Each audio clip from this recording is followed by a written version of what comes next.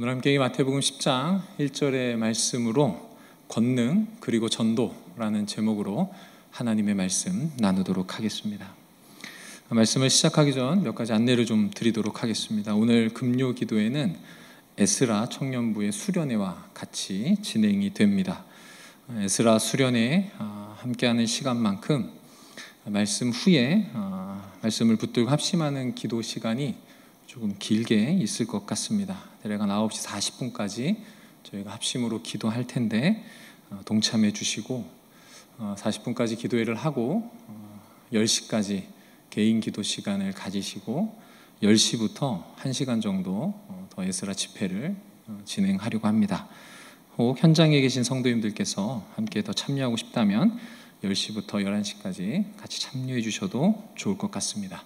유튜브로는 10시까지 기도에만 송출된다는 점 양해 바랍니다. 우리 성도님들 오늘 금요기도에 청년들 많이 나왔는데 기분 좋으십니까? 잘 쥐어 짜냈네요. 하나님도 참 기뻐하시리라 여겨집니다. 오늘 큰 은혜 주시기를 기대합니다. 주일학교 성경학교 강습회를 한 번씩은 교사를 하실 때 참여해 보셨을 겁니다. 이렇게 총회나 아니면 파이디온 어떤 선교 단체에서 하는 강습회를 가면 항상 첫 시간에 메인 강사가 나와서 주제 설명을 합니다. 2022년 여름 성경학교 주제는 비교하지 않아요. 그러면서 그 비교하지 않아요의 의미에 대해서 아주 이펙트 있게 설명을 해줘요. 그래서 저도 이 시간에 수련회다 보니까 주제에 대한 설명을 간단히 드리도록 하겠습니다.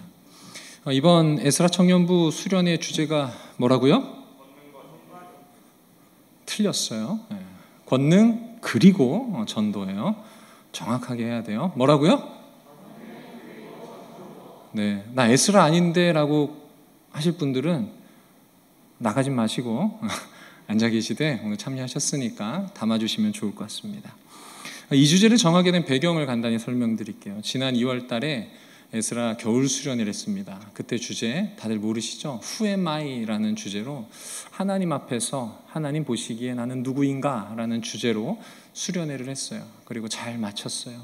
그리고 임원과 리더들이 모여서 평가회를 했습니다. 이번 수련회 어땠다? 저땠다? 그러면서 이제 제가 물었어요. 자, 그럼 여름 수련회 때는 우리가 어떤 주제로 준비하면 좋을까? 라고 했을 때 영빨 좋은 한 남자 청년이 얘기했어요. 이번에 I에 대해서 배웠으니 U에 대해서 나누면 좋겠다. 그래서 Who are you? 괜찮지 않나요? 네, 그래서 한 청년이 그 U에 대해서 던졌더니 또 다른 또 괜찮은 청년이 말하는 거예요. You, 우리의 전도 대상이 아닌가요? 세상에 있는 너는 우리의 전도 대상이 아닌가요? 라고 말하는 거예요. 그때부터 임원과 리더들이 한마음이 되기 시작했어요. 그래, 전도라는 주제 너무 좋다.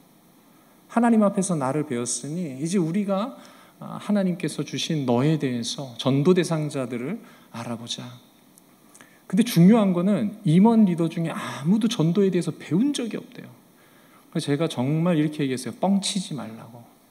모태신앙이고 이 좋은 옥인교회에서 전도하는 법을 한 번도 못 배웠냐고. 넌 신학교 다니고 있지 않냐고 그랬는데 배운 적이 없대요. 제가 이 전도에 대한 주제를 다루는 게 목회자로서 만만하고 쉬울까요? 아니면 부담이 될까요? 후야 유 전도 좋아요. 너무 좋았어요. 근데 마음 한켠에는 제가 감당하기 어려운 부담감. 과연 내가 할 수 있을까라는 마음이 들면서 동시에 한쪽 마음에는 이러한 거 하면 되겠네라는 생각이 탁 떠오르는 거예요. 두 가지 마음이 동시에 찾아오는 거예요. 어떤 게 하나님의 마음일까요? 마음은 부담되고 힘든 게 있고 또 한편에는 사형리하면 되고 글 없는 책하고 자 이렇게 브릿지 전도를 해서 한번 멋지게 나가서 전도를 해보지. 두 마음이 동시에 드는 거예요. 순간. 어떤 게 하나님의 마음일까요? 전자일까요? 후자일까요? 어떻게 이렇게 대답이 없어요? 자, 전자. 이 주제 너무 부담돼서 하지 말자. 후자. 이런 프로그램 진행하면 너무 좋겠다. 이게 마음이 두 가지가 확 들어왔어요. 어떤 게 하나님의 마음인 것 같으세요? 어떻게 이렇게 잘 알아요? 중요한 거는 목사인 저도 갈등하고 고민하는 거예요. 내가 이 주제를 감당할 수 있을까? 다룰 수 있을까? 근데 또 이게 청년들 앞에서 그런 내색을 하면 안 되잖아요, 목회자가. 그래서 당당하게 하자, 좋다. 이렇게 하면 될 것 같아 라고 해서 겨울 수련회를 마무리하는 그때 이 여름 수련의 주제인 전도가 정해졌습니다. 이 주제를 마음에 품고 기도하면서 5달이 지난 거예요. 그 전도라는 주제를 묵상하면서 그 가운데 하나님이 주신 말씀이 오늘 마태복음 10장 1절이었습니다. 우리 시간에 한 번 더 읽어볼게요. 시작. 예수께서 그의 12제자를 부르사 더러운 귀신을 쫓아내며 모든 병과 모든 약한 것을 고치는 권능을 주시니라. 아멘. 예수님께서 12제자를 전도하러 보내는 긴 본문 마태복음 10장의 첫 구절입니다. 그런데 이 구절에서 전도를 위해서 예수님이 제자들에게 준 게 있어요. 그게 제 눈을 사로잡았어요. 그게 뭐예요? 예수님이 뭘 주셨어요? 권능을 주셨어요. 그래서 말씀을 더 찾아봤어요. 과연 권능과 전도는 무슨 관계에 있을까? 그러다가 너무나도 유명한 성경 구절을 다시 보게 됐어요. 우리가 너무나도 잘 아는 사도행전 1장 8절입니다. 함께 한번 읽겠습니다. 시작. 오직 성령이 너희에게 임하시면 너희가 권능을 받고 예루살렘과 온 유대와 사마리아와 땅 끝까지 이르러 내 증인이 되리라 하시니라. 여기서도 뭐를 받아야 증인이 될 수 있어요? 권능을 받아야. 이게 너무나 신비롭게 제게 다가왔어요. 전도, 증인이 되는 것, 뭐가 있어야 된다? 권능이 있어야 된다. 내 안에서 뭐가 있고 능력이 있어서가 아니고 마태복음에서는 예수께서 제자들에게 주신 권능이 있어야 됐고 사도행전에는 성령이 임하셔서 주시는 권능이 있어야 전도와 증인의 삶을 살 수 있더라라는 겁니다. 즉 권능과 전도는 뗄 수 없는 관계다. 권능이 임해야 전도를 할 수 있고 권능이 임해야 증인의 삶을 살 수 있다는 거예요. 우리가 CCC라고 부르는 한국대학선교회라는 단체가 있습니다. 거기서 그리스도인들이 전도를 하지 못하는 2가지 이유를 말해요. 뭘까요? 그리스도인들이 전도를 하지 못하는 2가지 이유. 무능과 무지라고 이야기를 합니다. 무능은 뭐예요? 능력이 없어서 전도를 못한다. 능력이 없다는 거예요. 무능하다는 거예요. 즉 예수님께서 제자들에게 주신 권능이 없으니까 전도를 못한다라는 거예요. 성령님으로 말미암은 권능이 없으니까 전도를 못한다라는 겁니다. 또 무지는 뭐예요? 뭐에 대해 무지예요? 전도법에 대해서 무지하다는 거예요. 모른다는 거예요. 전하고 싶어도 뭘 어디서부터 어떻게 전하지? 정말 내 가족이 예수를 믿지 않는데 어떻게 말을 떼야 될지 모르는 거예요. 무슨 내용을 전해야 될지 모른다는 거예요. 우리가 예수를 믿고 있지만 이 무능과 능력 없음과 무지, 알지 못함, 어떻게 내가 예수를 전해야 되는지 모르기 때문에 전하지 못하고 있다라는 겁니다. 그래서 저는 권능을 받고 이 전도하는 방법을 배우고 익히는 수련회가 되어야겠다라고 생각했어요. 그래서 수련회 주제를 뭘로 정했다고요? 권능 그리고 전도라고 정했어요. 오늘 저녁 집회를 통해서는 예수 그리스도께서 제자에게 주셨던 오순절 성령 강림을 통해 제자들에게 임했던 그 권능이 부어지기를 원합니다.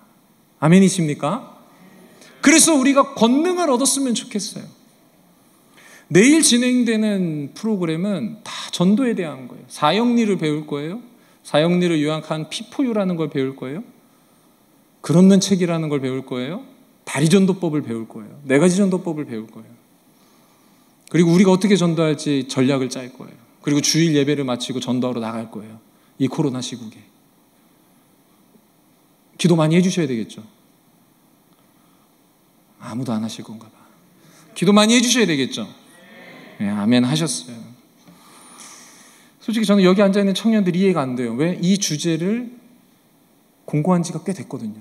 이런 재미없는 주제. 솔직히 여기 청년 중에 저희 지금 에스라 올해 처음 온 친구들도 있어요. 왜 왔는지 모르겠어요. 이런 무거운 주제를 들으러. 근데 그 또한 하나님의 인도하심이겠죠. 심지어 2만 원씩 내고 왔어요. 이 에스라 수련인데 다들 회비 내고 오신 거죠? 네. 저 부분 참석이니까 1만 원씩만이라도 회계가 좀 재정이 좀 딸린다고 해가지고. 네. 네. 그래서 참여하고 싶으시다면 오늘 또 저녁에도 내일도 5층으로 오시면 같이 참여하실 수 있어요. 자, 그렇다면 이제 주제에 대해서 좀 살펴봤고, 권능과 전도는 세트다. 우리 성도님들께서 그럼 전도를 뭐라고 생각하십니까? 전도. 한자로는 도를 전한다, 전도예요. 신약 성경 헬라어로는 유앙겔리조라는 동사를 써요. 그래서 이것을 풀어서 설명하면 이런 의미돼요. 나 스스로 복음을 말하다. 이게 전도예요. 내가 스스로 복음을 말할 수 있어야 돼요. 그게 전도예요. 과연 누가 이 복음을 스스로 말하는 나, 여기에 나라는 사람에게 누가 해당되냐라는 거예요. 누가 전도해야 될까요? 여기서의 나는 누굴까요? 성경에 나오는 인물들일까요? 맞아요. 말씀 네 곳을 우리가 함께 찾아볼 겁니다. 성경을 모두 펴셔야 돼요. 앞에 화면에 안 떠요. 저 뒤에 성경이 빛이 되어 있으니까 없으면 손 들면 우리 맹민규 청년이 배달해 드릴 거예요.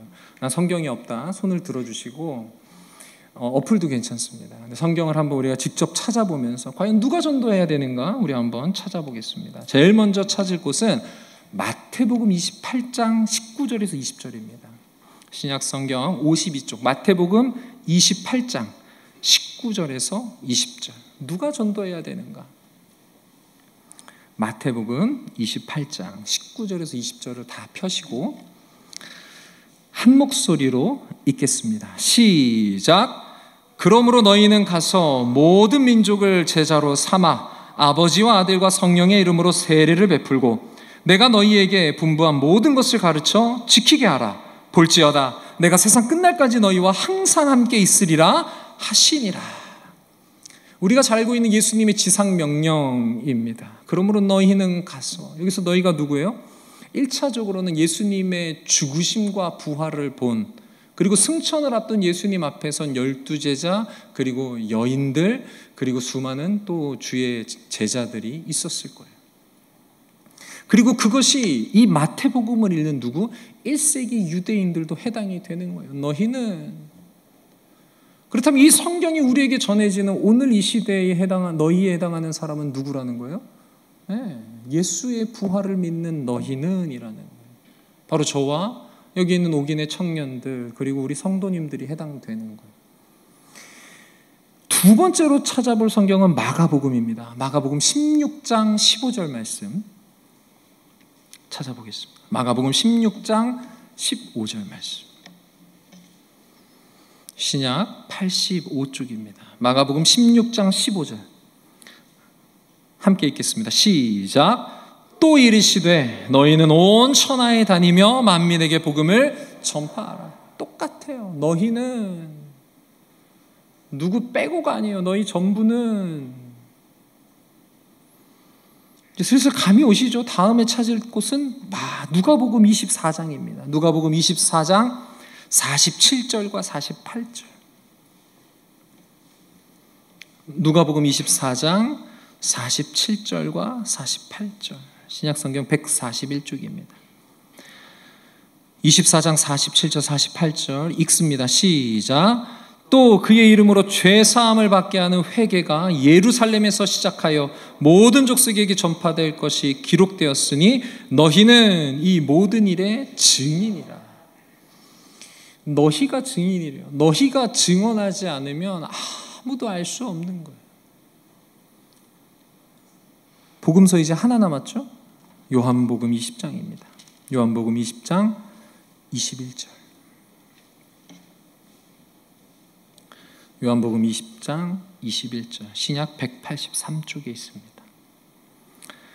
함께 읽겠습니다. 시작. 예수께서 또 이르시되 너희에게 평강이 있을지어다. 아버지께서 나를 보내신 것 같이 나도 너희를 보내노라.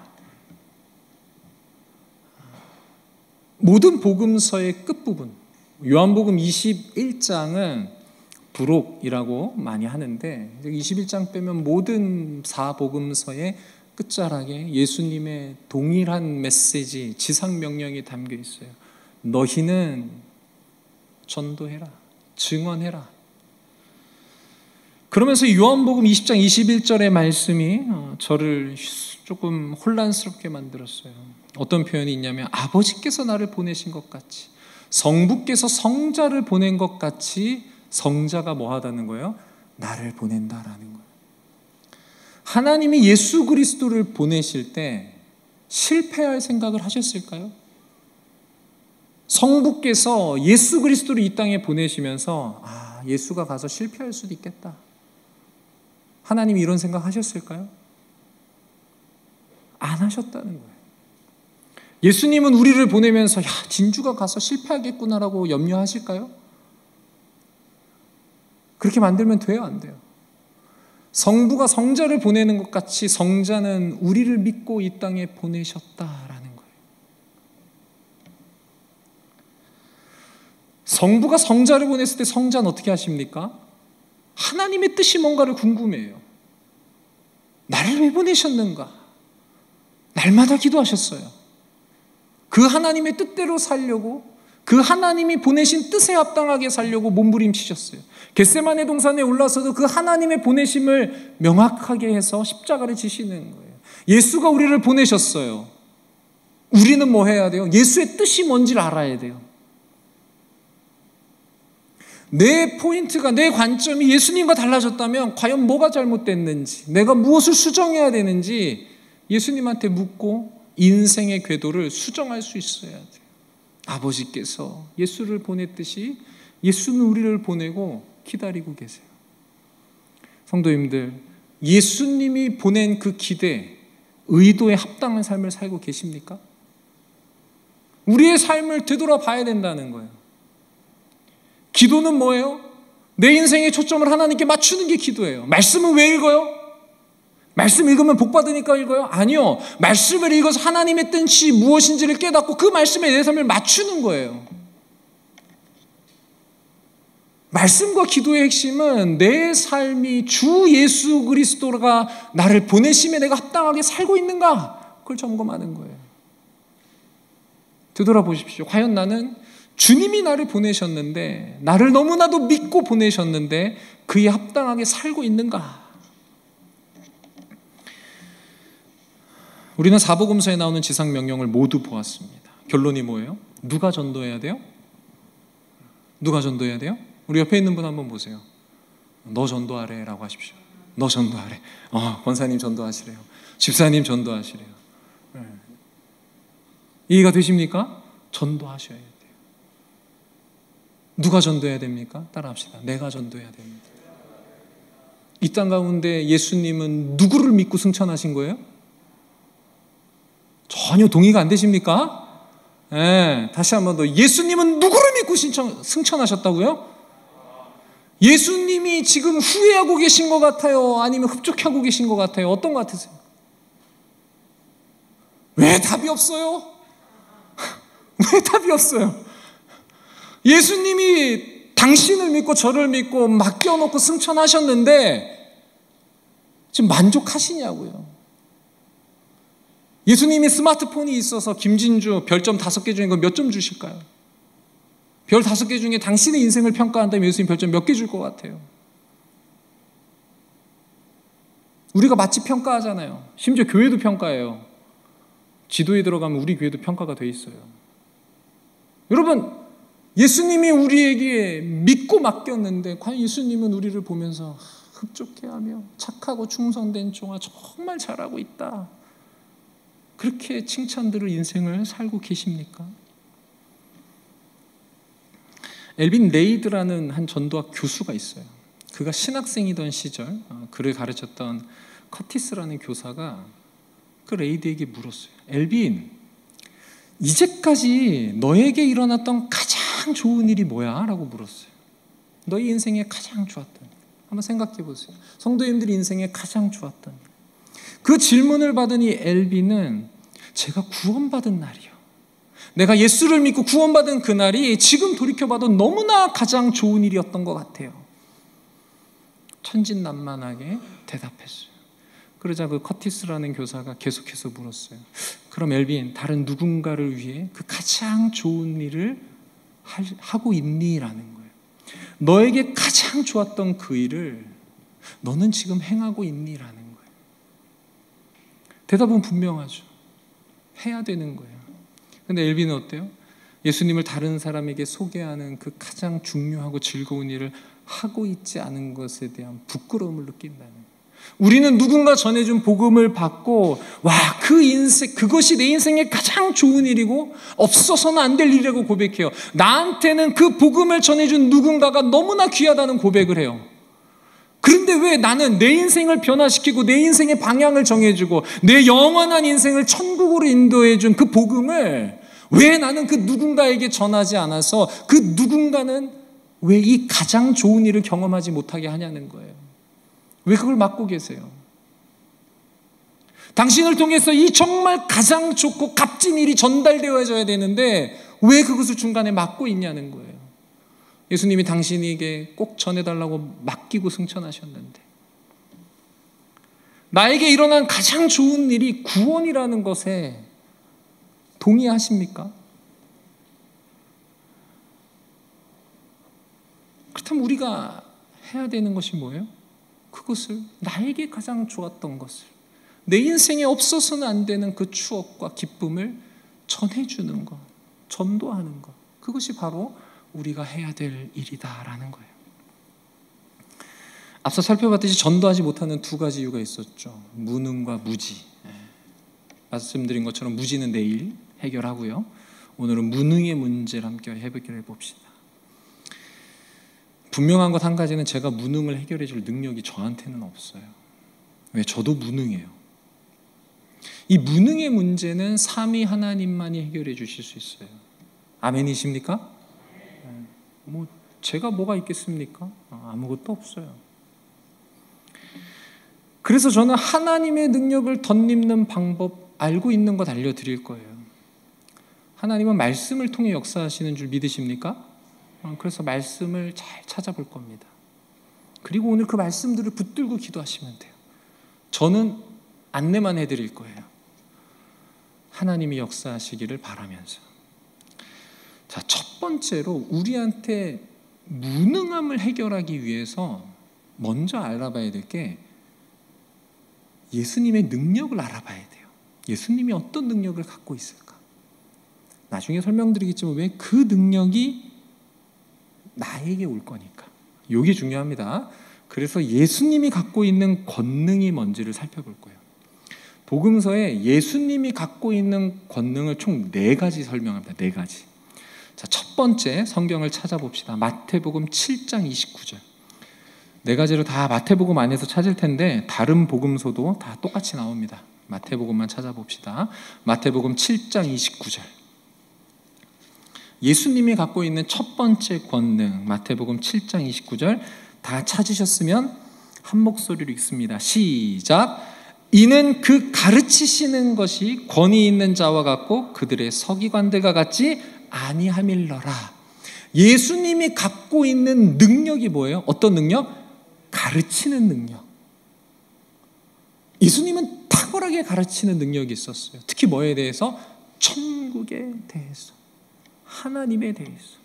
그 당시 사람들이 모르고 있는 이사야에 대한 해석 예수님이 다 해주시고, 구약과 모세오경과 시편이 누구를 가리키고 있다? 자신을 가리키고 있다는 것 아무도 모르는 그 시대에 예수님은 온전하게 밝히 가르쳐주는 가르치는 능력이 있었어요. 그 권위가 있었어요. 두 번째는 어떤 권위가 있냐? 마태복음 9장 6절입니다. 자막에 나오는데 이 부분도 찾아보시고 또 한번 앞에 보시고 함께 읽겠습니다. 시작. 그러나 인자가 세상에서 죄를 사하는 권능이 있는 줄을 너희로 알게 하려 하노라. 예수님한테 어떤 권능이 있어요? 죄를 사하게 하는 권능. 여러분, 이 부분에서 우리는 깊이 한번 생각해 봐야 돼요. 인간의 죄는 누구한테 지은 거예요? 하나님께 지은 거예요. 그러면은 죄를 지은 주체는 인간이고 하나님 앞에서 죄를 지었기 때문에 죄는 누구만 용서해 줄 수 있는 거예요? 하나님만. 그럼 이 고백은, 이 말씀은 예수는 곧 누구다라는 거예요? 하나님이다라는 거예요. 이해가 되세요? 예수님이 갖고 있는 두 번째 권능은 하나님으로서 죄를 사하는 권능을 갖고 있다라는 거예요. 자, 세 번째 권능은 뭐냐면 마태복음 9장 35절, 이것도 앞에 자막이 있습니다. 함께 있습니다. 시작. 예수께서 모든 도시와 마을에 두루 다니사 그들의 회당에서 가르치시며 천국 복음을 전파하시며 모든 병과 모든 약한 것을 고치시니라. 예수님이 가지고 있는 권능은 치유하는 권능이 있었어요.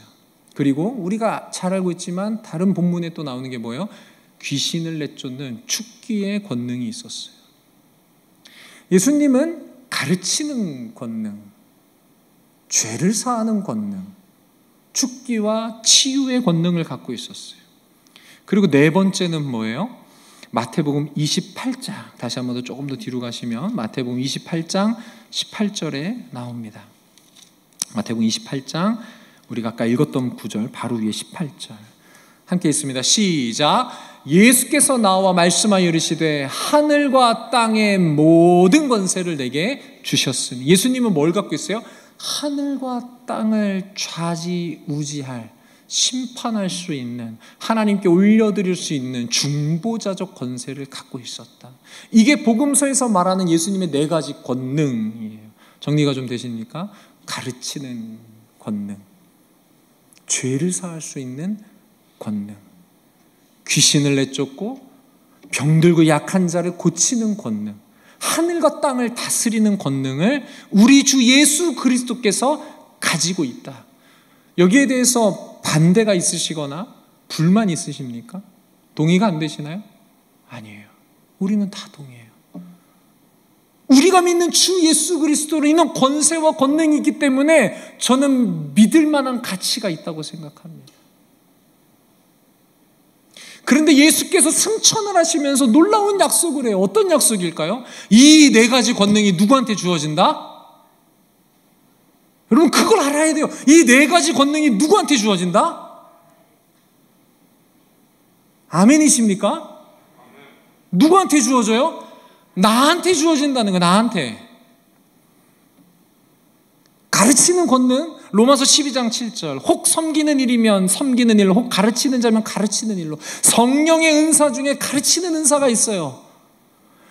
예수 그리스도께서 승천하시면서 자신이 갖고 있던 가르치는 권능을 성령을 통해서 교회에 가르치는 은사가 필요한 자에게 부어주신다라는 거예요. 두 번째, 죄를 사하는 권능, 하나님만 가질까요? 예수만 가질까요? 아니에요. 우리 중요한 구절이에요. 요한복음 20장 23절 같이 읽겠습니다. 시작. 너희가 누구의 죄든지 사하면 사하여질 것이요 누구의 죄든지 그대로 두면 그대로 있으리라 하시니라. 누가? 너희가. 죄를 사하는 권능은 분명 성부와 성자에게 있어요. 부정할 수 없어요. 그런데 성자 예수 그리스도께서 말씀하세요. 죄를 사하는 권세가 누구한테도 있다? 너희에게도 있다. 아멘이십니까? 여러분 한 사람 한 사람에게 누군가의 죄를 사해 줄 능력이 있다는 거예요. 이게 무슨 말이냐? 잘못 오해하면 야, 회개해봐. 넌 괜찮아. 내가 용서해 줄게. 이거 아니에요. 그런 의미는 아니에요. 이 말씀의 의미는 내가 예수 그리스도를 전해서 그 영혼이 죄를 깨달으면 나로 인해서 그 사람의 죄가 사해진다, 그런 의미예요. 한마디로 내가 이 권능을 받았는데 하나님께서 authority, 내게 권세를 주셨는데 이거를 내가 사용하지 않으면은 누군가가 내가 전하지 않음으로 인해서 죄 사함을 받지 못하고 멸망할 수 있다는 거예요. 성부가 성자에게 죄 사하는 권능을 줬어요. 이 땅 가운데서 죄 사함의 은혜를 베푸셨어요. 그 권세를 우리한테 주셨는데 내가 딱 막아서서 나만 죄 사함 받으면 됐어. 쟤네들 쓰레기잖아. 하나님 쟤네 미워할 거야. 죄 사함 필요 없어. 여러분들 입장에서 막아서는 그럼 인생 되지 않기를 원해요. 죄 사함의 권세 우리한테 주셨어요. 우리가 전하지 않으면 그들의 죄 누가 사해줘요? 아무도 사해줄 수 없는 거예요. 예수님의 세 번째 은사가 뭐예요? 축기와 치유의 권능. 마태복음 10장 1절, 우리 오늘 수련의 주제 말씀인데 한번 찾아볼게요. 마태복음 10장 1절.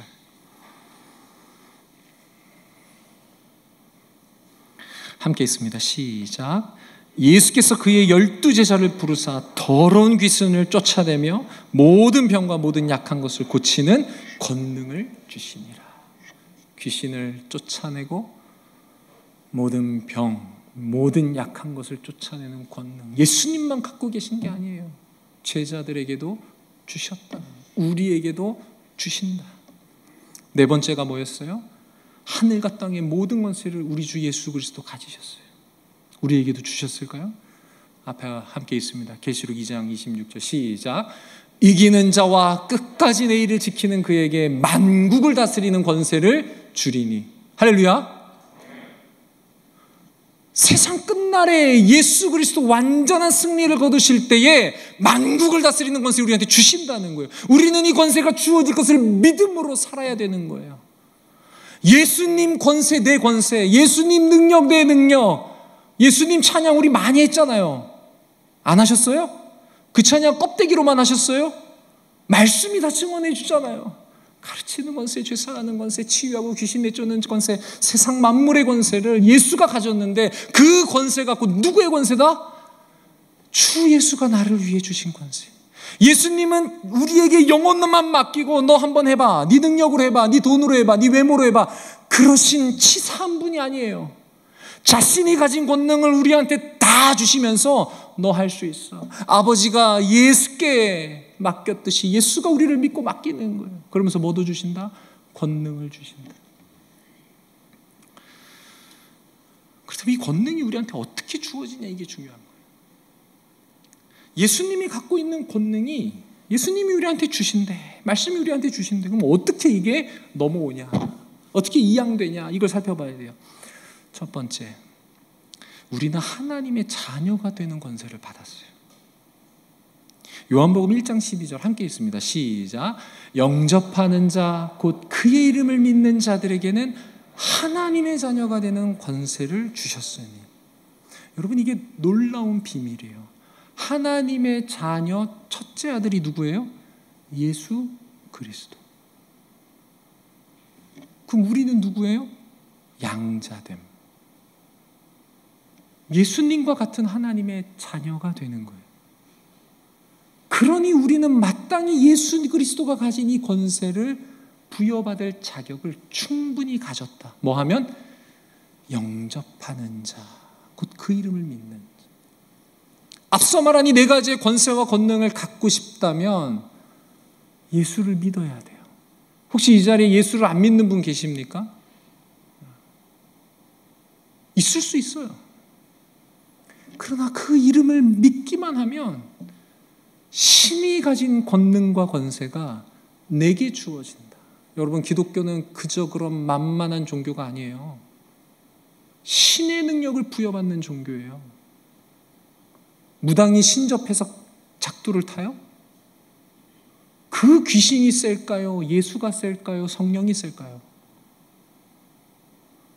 고민되세요? 부끄러운 거예요, 고민하면. 우리는 그 신접한 자들보다 더 능력에 출중한, 비교가 안 되는, 비교하면 주님 기분 나쁘세요. 그런 예수의 그리고 성령이 우리 안에 계신데 왜 우리는 아무 능력이 없냐는 거예요. 심지어 하나님의 자녀 되는 권세가 받았음에도 왜 내게 이런 무능함이 있냐?